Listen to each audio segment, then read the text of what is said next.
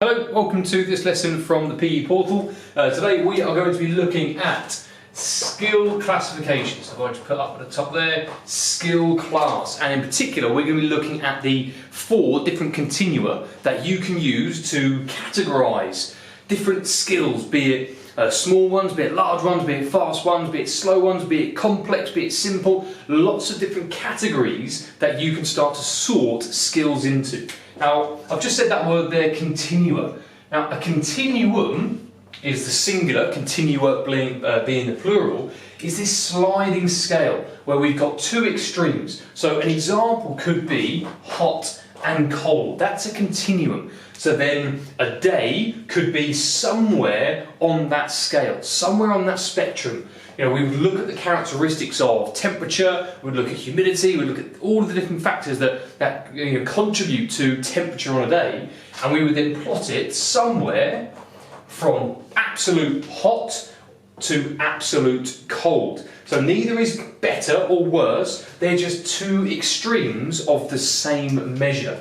So when we talk about skill classification in sport and PE, what we're actually saying is, well, we have the continuum itself, we have the category, we have the measure, but then we have 2 extremes, one end and the other. And every skill that we try and execute or we try and teach or learn, they will fall somewhere on each of these continua.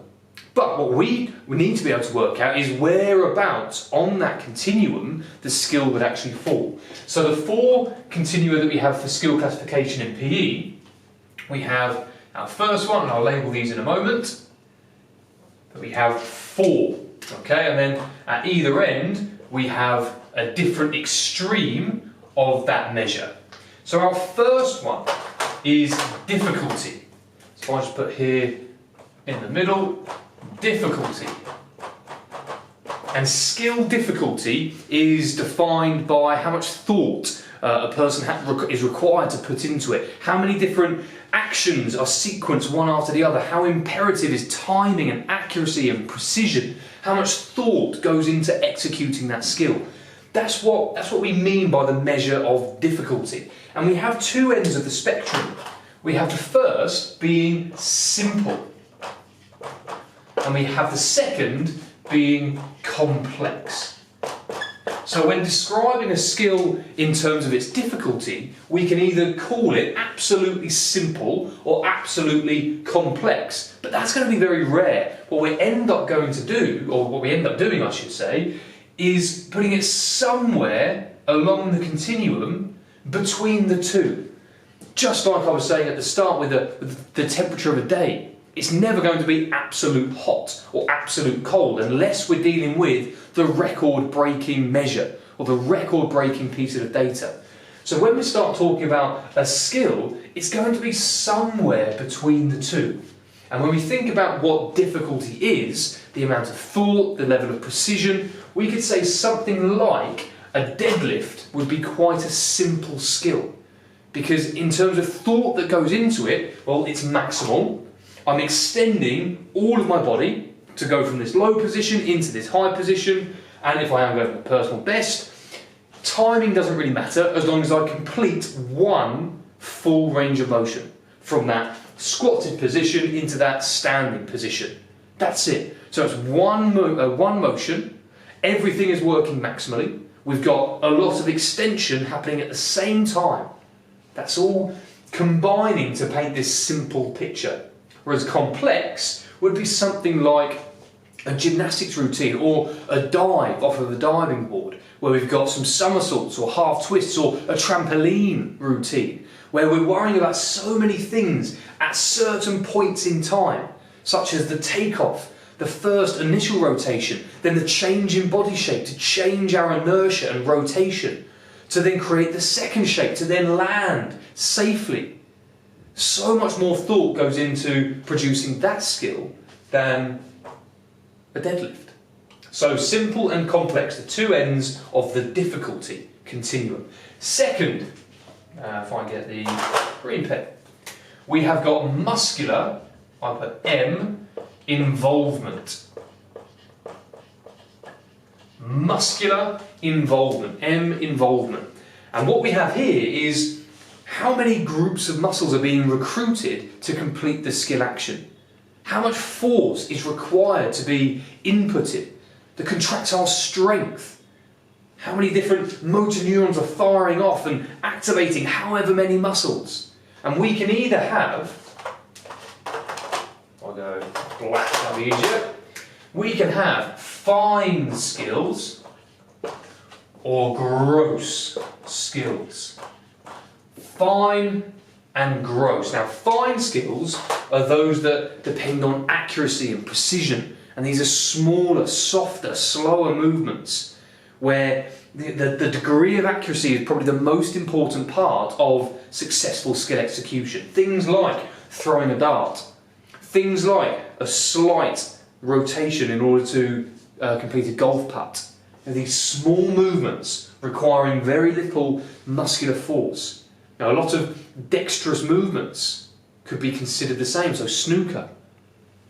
Whereas gross movements, well, we can either go back to our original one up here, which was that deadlift, but things like squatting, things like jumps, like triple jump, high jump, pole vault, a lot of athletics are going to be gross skills because we're talking about personal best, maximal effort in terms of force production and application. So we recruit all of the muscles, or as many muscles as we can, as fast as we can. It's a quick, powerful skill, but not every single repetition of it is going to be exactly the same because there's so many moving parts. Whereas with our fine skills, because they're slower and precision is the goal, we're going to get less variation each time we replicate that skill. Think of a professional darts player. Their fine motor skill of throwing the darts, they can get however many times, their ratios are probably something like 80-90% within a centimetre of the triple 20. That's a tiny margin for error, but they're able to consistently produce that same result because it's a fine skill and precision is the intended outcome.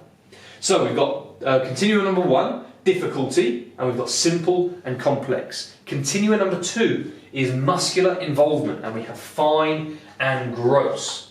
Our third one, if I put it down here in blue, is pacing. I'll just put here pace. Okay, the pacing of the skill, so the timings of the skill. And there's 3 parts to this. It's when we choose to start the skill, how quickly we then choose to complete that skill, and thirdly, when do we choose to finish that skill. So when does it start, how long does it take, when does it finish? And it can either be self-paced, or it can be externally paced. I'll just put external there. So it's either going to be self-paced or externally paced. Who is the most in control? You or external factors? Is it in your control or out of your control? In terms of the pacing, when it starts, how long it takes, when it finishes. So going back to athletics, okay, outside of the 60, 90 second timer that you've got to start or complete your skill or attempt, beyond that, you control everything else. Let's take a triple jumper. They control their speed of the run-up. They control when they take that first step. They control their cadence of the hop, the step, the jump, and the landing. They control when they get out. They control everything to do with the speed and the timings. Whereas a defender in the majority of invasion games, or even the attackers in the majority of invasion games, they're relying on external factors. So if we just take a goalkeeper, for example, in football, and we're dealing with a corner, so that keeper, who needs to try and defend, let's say, an attacking header coming at their goal, they can't control when the corner is kicked.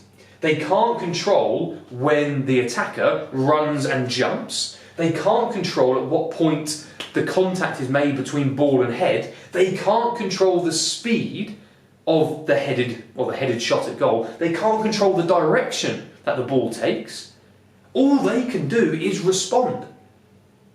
They have to adapt their whole skill of diving to save. They have to adapt that entirely based on external factors. They don't control when to dive. They don't control how quickly they need to apply force based on the distance that they have to try and dive to. And they can't control when they land, because the other two factors were out of their control as well. So that would be a very externally paced skill. Whereas a lot of athletics, such as triple jump, it could be something like a rugby conversion or a centre pass in netball. Last one. If we go for blue, we'll go for black. So we've got difficulty, muscular involvement, we've got pace. The last one is the environment. The environment. And what we're dealing with here is the level of influence that the environment has over the skill. Now, quite often, an externally paced skill will be, I'll put it down here. No, I'll put it in red. Will be an open skill. And a self-paced skill will typically be closed. So let me expand on those. We've got a closed environment or an open environment. We're dealing with the variables, just like we said here with the pacing and the goalkeeper. Anything other than their own decisions were what determined the skill. Well, the environment is an extension of that. So things such as the surface of the floor, things such as the weather, the location of your teammates, the location of your opponents, the strategy that the captain decides to play or the opponents decide to play. So the environment is everything that makes up where you are, your situation. And whether or not closed, you don't have to worry about the environment and you can just run the repeatable, the anticipated skill that you've designed for a set environment. Going back to what we set up here for simple, like a deadlift, like a squat, a lot of Olympic lifting, a lot of athletics. Like I said, they're self-paced, but they're also very closed-off skills.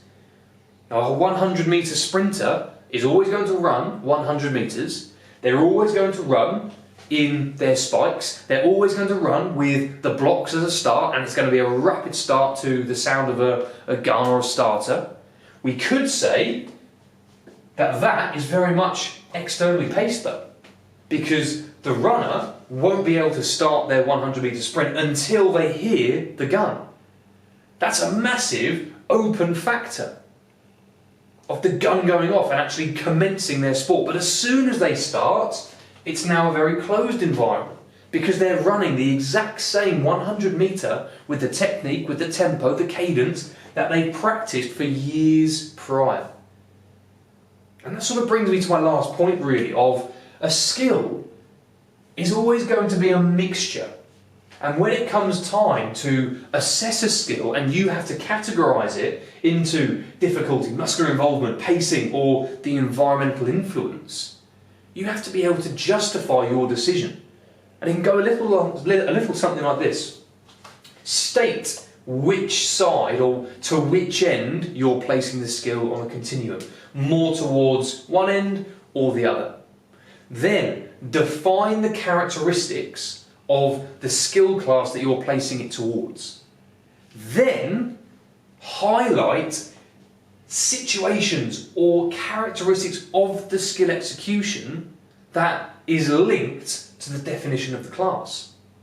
So if we take the deadlift, I would place the deadlift as a simple, closer to being a simple skill than complex. A simple skill is one that requires few thoughts. It doesn't require much in the way of timing. In the deadlift, there is one motion, down to up, which is quite simple. And because all of the muscles are contracting at the same time, there's not a lot of effort towards the timing of muscular contractions. Therefore, I think it's quite simple. But there will always be an alternative view. There will be parts of the skill which are drawing it closer to the other end of the spectrum. So just be careful that you can always refer to either end of the continuum. But that is about that. That is skill classification within PE. We've got our 4 main continuums. There are others, but for your course, 4 are the main ones that you will definitely need to know. And we've got difficulty, muscular involvement, pacing, environmental influence, and then at the either end of those, we've got simple and complex, we've got fine and gross, self, external, closed, and open. So I hope that was of use, and yes, I look forward to seeing you again soon. Bye for now.